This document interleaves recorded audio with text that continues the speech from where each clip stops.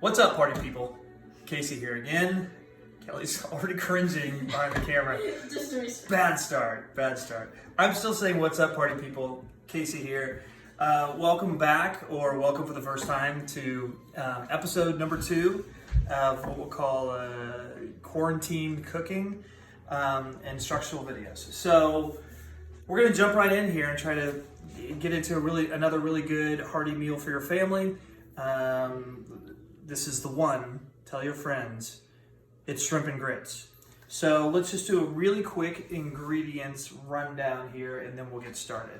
So we've got some lemons that will actually be part of topping off at the end, a couple of cloves of garlic, some lemon juice for the recipe. And we've got some chicken stock, about a half cup there. Again, the recipe will be posted in the link below. Some Tabasco sauce. And then we've got some grits, both white and yellow. I like both of those. A couple of different kinds of cheese, some sharp cheddar and some Parmesan, some butter to go with that. Then we're gonna cook up some mushrooms nicely. And over here are proteins. We've got about 1.5 pounds of shrimp, some andouille sausage that I've added to the recipe that normally doesn't go in there, but I am a protein guy who needs a lot, so I'm adding that in. And some bacon and some scallions. So that is the rundown of ingredients. Again, don't worry about quantities. The recipe will be below. So we're gonna get started next with deveining the shrimp, which is a dirty, ugly job, and I'll show you how to do it. All right, welcome back. So we're going to jump into deveining the shrimp, which, as I alluded to earlier, is a gross, kind of gnarly job, but it must be done. Kelly, if she sees a hint of fecal matter in her shrimp, she'll leave the table. So it's really important that we do a good job on this. A quick note on cutting boards. I use a wood one for a lot of my chopping and herbs and vegetables and that sort of thing. You'll notice that I use this plastic one for raw meats, raw proteins, things like that. The reason for that is that it cleans up really well. You can use bleach on it and do a good job of getting rid of all the bacteria. Okay, so let's move in close here. Deveining shrimp. I think one of the most important things you can do to help yourself out is to create kind of an assembly line, because you're probably going to have a bunch of them. And we're just going to get started here with kind of a paring knife. Not kind of a paring knife, an actual paring knife. So you're going to go on the underbelly and make a slit from the top of the head of the shrimp to the bottom of the shrimp. All right, and if you're lucky, that little intestinal tract there is going to pop open, and you can release it there. Now, I don't know if it's an intestinal tract. Frankly, I have no idea what it is. But on top, oftentimes, there's another line in the shrimp body that comes up and has some kind of dirtiness in it that you can kind of see there. I don't know what that is. Maybe that's something super healthy and fantastic. But again, if my wife sees it, she's headed for the hills. So I do top and bottoms. And the best thing you can do is kind of set up that one. A paper towel is super helpful, a dry paper towel, to kind of collect the disgustingness and keep it on the side. Make sure you have clean hands, obviously, and just kind of move through them. I usually tend to do underside, underside, underside, flip them over, do the top side. So I'm gonna go ahead and do all those. We'll be back in a minute. Okay, so we have beautiful deveined shrimp. I strongly suggest you get yourself a sous chef. I worked with sous chef Dylan Brown. He's right there. Did not want to be on camera, but he helped me do this. So these are all good. And by the way, again, it's a dirty. No dog. Oh boy, competing with a dog. What I wanted to say is there are tools out there to devein shrimp. I think they're all pretty much garbage. I've had little shrimp scissors before. A paring knife, somebody else to help you with the job is kind of the best way to go about it. Also, I want to get this off my chest. About lobster. I'm gonna make some beautiful butter poached lobster tails for you guys at some point, and this is the best way to eat a lobster. But let's be frank, a lobster tail is the same thing as a shrimp. It's just a bigger poo intestine thing, and I wanted to get that off my chest. All right, so let's go ahead and season these very quickly. A little bit higher on the seasoning. We're not gonna go nuts because they are such small, delicate little protein creatures. So we don't have to go nuts on them like we would something a little heavier. We'll go up and down the road here with some cranks of pepper. And they are seasoned. All right, let's fire. We've got our bacon chopped up in kind of lardons, not kind of lardons, actual lardons, which is sort of a rectangular piece. We've got our bacon there. And the following order, here we go. We're gonna go bacon, andouille, shrimp, and mushrooms. Very simple formula. So we've got hot oil, canola oil in the pan here. It's going to sizzle loudly. About 2 tablespoons of canola oil. And all we want to do is spread this around and get the bacon nice and crisp and rendering its fat, about 10 minutes. And then we're going to pull this out of the pan and let it set on a paper towel to drain. We've got about 8 cups of water here. Once this hits the boil, we're going to dump in the grits. The grits are going to go in the background for about 40 minutes, and then they'll be done as well. That's it. Okay, so our bacon is rendering in the pan still, but we have the water that's come up to the boil, so we're just going to take our white and yellow grits and dump them in and give them a quick whisk and a stir. And we're going to turn down the heat very low, much like you would with rice. And we're going to cover the pan, very, very, very low heat. And we're gonna open it up every couple minutes or so and whisk it and keep it from clumping at the bottom. And that'll go on for 40 minutes. That's it. And now our bacon is finished, right about the 10-minute mark. And take that out with a slotted spoon and get it on the paper towel. All right, so we've got our beautiful andouille sausage going in right after the bacon.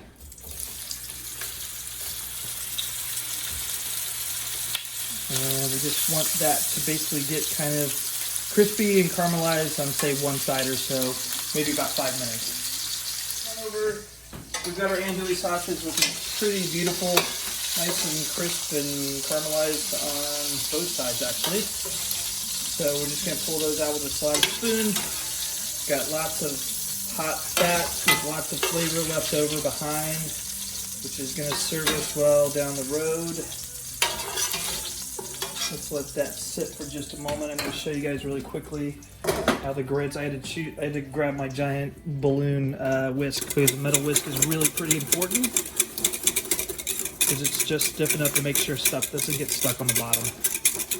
So we want to make sure we give those a very vigorous whisk every few minutes while they're cooking away. And then we're going to leave that heat around medium-high and get right into the shrimp. And I'm just going to dump those guys in. About 2 minutes total, so it's very fast. I suggest you do kind of half at a time, right? Because I'm just going to toss them in and pull them out on a paper plate like 2 minutes later flat, and give them enough room in the pan so that it's not overcrowded. But pay attention to your time, because it will go quicker. And that's it. I want to take this last batch of shrimp and do it in real time to show you guys how quickly it goes. Just want to make sure everybody's got space in the pan and that nothing's being crowded.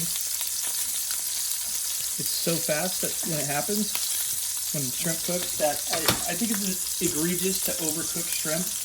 They don't taste good at all. They're rubbery. So I would rather you wind up going a little bit under, because we can always add more heat right before we serve. So I think it's really important to show you guys just how fast this goes in this hot fat, and how you have to kind of really hover over it and babysit it really well. Because as you can see, they're curling up tight, they're already doing their job, and they're almost ready for a flip. See, it's so fast. We're already ready to turn these guys over. One by one. Again, I would rather your shrimp wind up being a little bit under, so that when we put all the ingredients together at the end in the pan, we could add a little bit more heat, than being super focused on, oh my gosh, is my shrimp cooked through at this stage. As you can see, you take a look, it's literally, in some of these smaller guys, they're curled up tight in a ball, they're already translucent, the translucency's gone way through the middle. It's just such a really, really, really quick cook.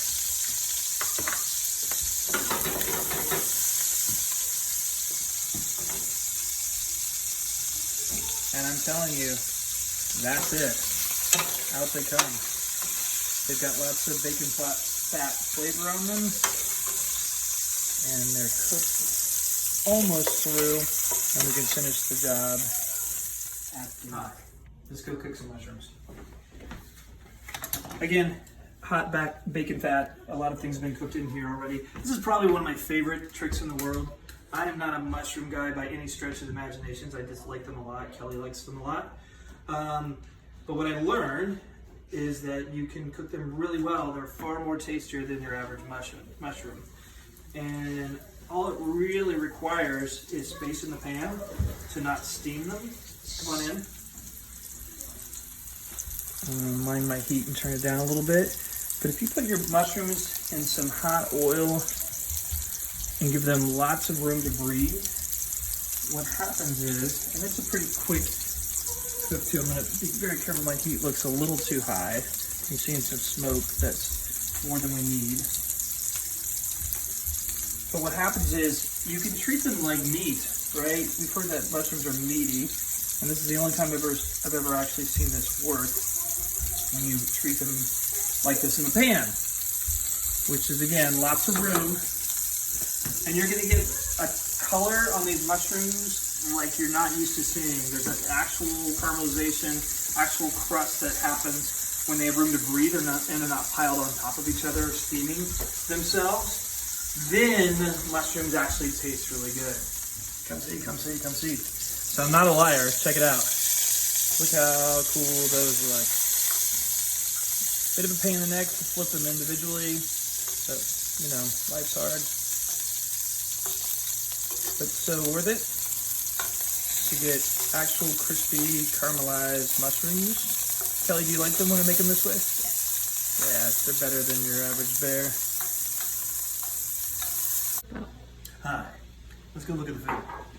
All right, so we put in the chicken stock and the Tabasco and some lemon juice, and actually mounted it with some butter in the previous section that you guys didn't see.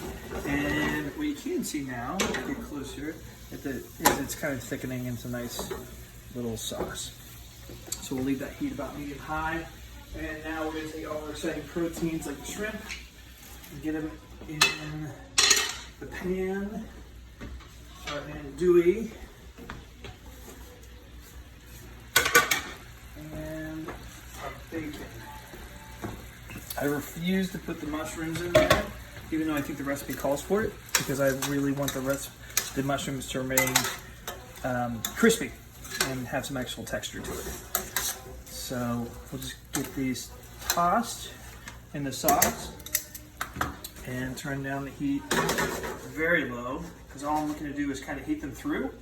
And the good news is on the shrimp and grits, or sorry, the grit part of the shrimp and grits, we're about 3 minutes out from adding the remaining ingredients here, which are going to be cheese and butter. I can already tell I'm going to thin this out a little bit with some chicken stock, because I like my grits a little runnier.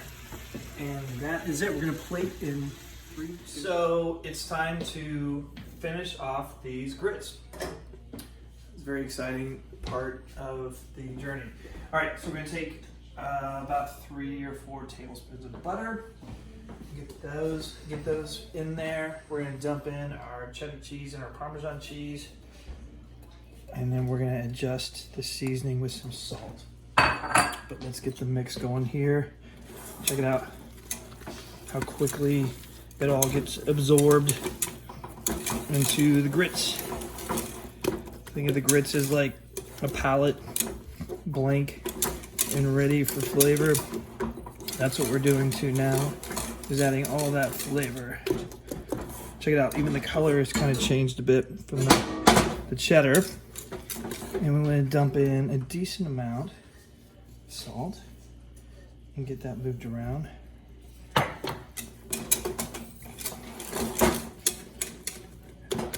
And are the grits done? Are they amazing? Do we know that? Hey Dylan, do we know that? Sure. No, we don't, because we haven't tasted. Oh. Oh. Let's give those a taste.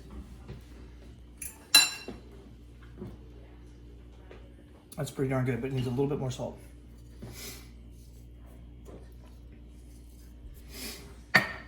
Just that on the whisk. Let's get Kelly's opinion here. Kelly, How do you feel about grits with that kind of thickness? You like them a little thinner? Yeah, thinner. I think so too. So why don't we dump in a little bit of stock? Lava-like. That's what I like for the most part. A little runny and moving around, not too gummy, and not, you know, mortar. And I think we have a pretty darn good consistency there. So guess what? Let's plate. One last look, Kelly. How do you feel about this consistency? That's good. Like it? Mm-hmm. All right, let's try to ladle in 4 of these bad boys. Ooh, they're sticky. There we go.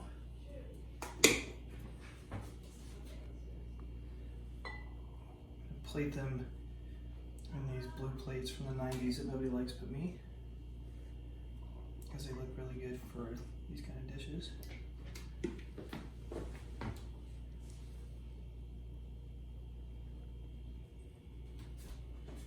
More than a little bit hearty.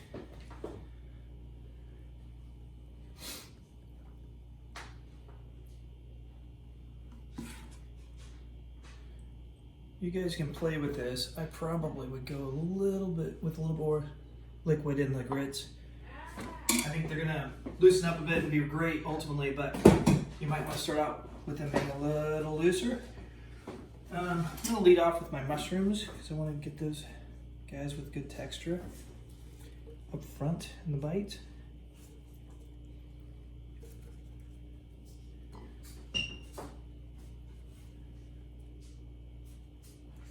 Good. And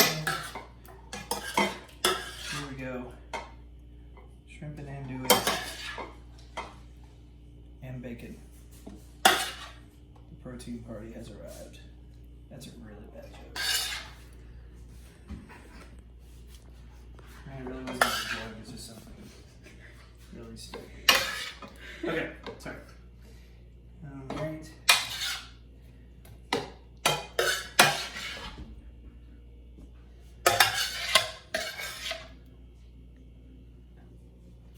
Alright, what do you think, Kelly? Is it evenly portioned or close? Pretty. Close? Alright, and let's top it off with some green onions. Notice my plating is crazy when I'm filming, or putting this on video rather. Usually I have a little more finesse, but not these days.